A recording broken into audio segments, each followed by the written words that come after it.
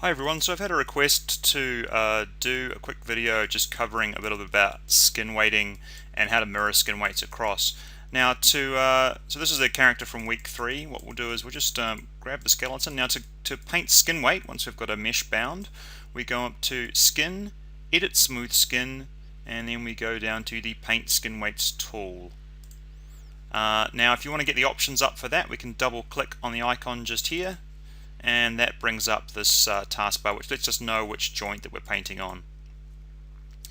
And you can see here all the options are here, including the color ramp. If we want to paint black and white, we can paint color black and white.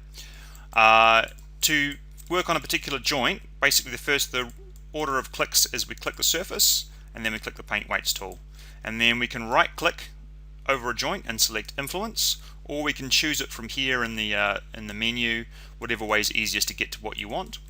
Now you can see here, if I'm lifting up this character's leg a little bit, this hip joint's just caving in a little part, so we just want to paint some more influence onto this joint here. So we select this influence. I'm going to just work in the regular color ramp for the meantime, and we're going to just add a little bit of value. So we don't need to add too much. We can just go to add, have the opacity fairly low and the value fairly low, and we can just go in here and we can just brush some value on here, and you can immediately see that's looking a lot better. He's looking a bit, it's not collapsing quite so much. We can just go in here and just brush that in and just test that out to see how that's looking. Maybe just brush in a little bit here as well, just so we're not losing quite so much of that volume when that leg's coming up. And we spend a bit of time just sort of massaging that to make sure it's feeling good. The other way we can also work, if we don't want to just use the paint skin weights tool, is we can do it manually. If you've got a couple of vertices that are misbehaving, you can right click and choose the vertex, or a group of vertexes, these ones here.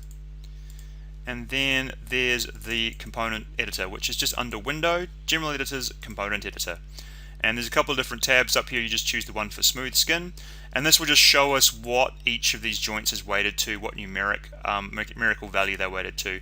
A value of 1 means it's 100% going to follow that joint. A value of 0 means it will have no influence on that joint. So we can just look here and we can immediately see that some of this value is spread where it is. There's a few sort of small amounts of value being spread on spine 3 here, but most of it's on spine 1. So that lets us go through and just manually edit that if we'd like to.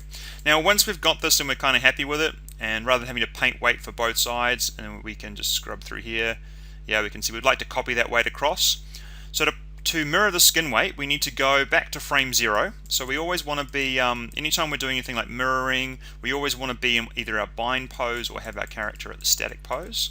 And if we go into here, we can select Skin, Edit Smooth Skin, Mirror Skin Weights. Now the default option for this should be what we are after. It's mirroring across in the YZ, and there's the Y and there's the Z. So if we imagine like an invisible plane across the Y and Z axis, it's going to cut through the middle of our character. That's what we want. And then if I'm at frame 0, I can just check and see how that's going to work, and see that's not quite doing what we're after. So we zoom back out again, Paint Skin Weights tool, change it to positive to negative, hit apply. There we go, and that's what we want to do. So just check it, test it a couple of times to make sure it's working, and now that weight should be copied across.